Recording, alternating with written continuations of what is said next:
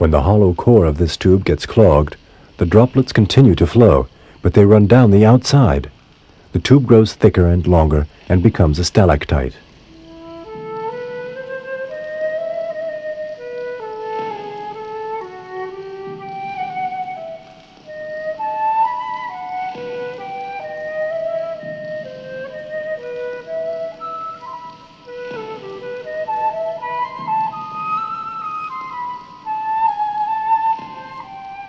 Stalactites and stalagmites are but two of the different types of travertine deposits. This flat, circular formation, embellished with its own stalactites, hangs from the vault of a chamber in Cabrespine. It's called a disc, a rather rare type of calcite deposit that can sometimes reach several square meters in size.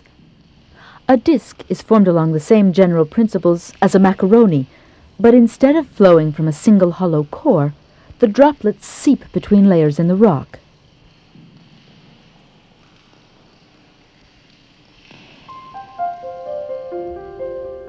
The path which the water follows directly determines the shapes of the formations.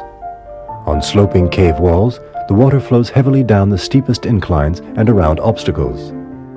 The first few million droplets flowing down the walls builds a sort of crystalline crest reflecting the cave topography. As the droplets continue to flow, they follow the same path and amplify the process. That's how these marvelous drapery formations called flowstone were created.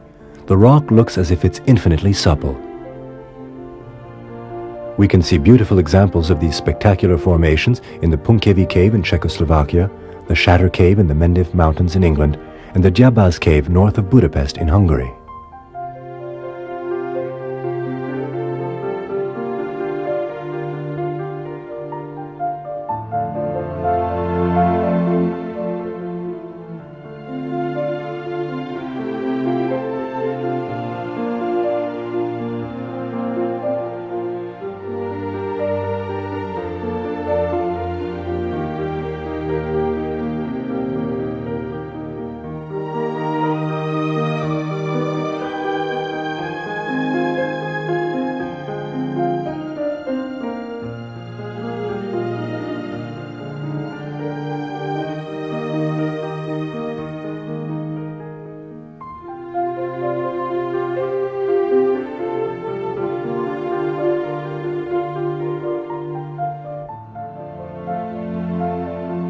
The En-sur-Lesse caverns not only have magnificent specimens of draperies, but also fine examples of anthodites.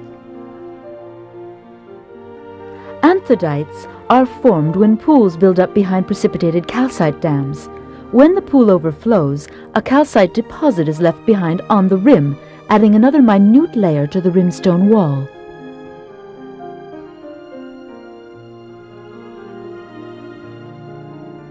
This veritable mineral lace in the coral chamber of the same cave in Belgium is composed of a series of small pools that have grown through capillary action.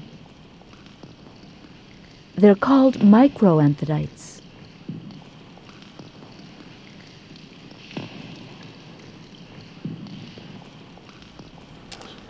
As each drop falls, the pearl spins, thickening its coat of alabaster. There are few caves open to the public where this phenomenon can be seen. At Trabuc, a cave in southern France, the calcite formations grow very rapidly.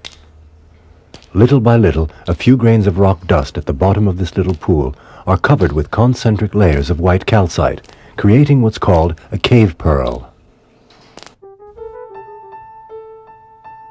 Sometimes, strange formations that seem to defy the law of gravity cling to cave walls or to stalactites themselves. The rock streamers, spurs, and crystals that flourish in this disorderly hanging garden are called helictites. Like macaronis, they're hollow and formed when evaporating droplets deposit a ring of calcite on the extreme end. But the core of a helictite is so minute that the water flows by capillary action, so their shape does not depend on gravitational pull. In the Moulis cave in the Pyrenees region, there are some incredibly beautiful crystals. Here, instead of calcite, it is aragonite, another atomic structure of calcium carbonate. Aragonite can also take on twisting shapes. but it is when it crystallizes in large needle shapes that it is the most spectacular.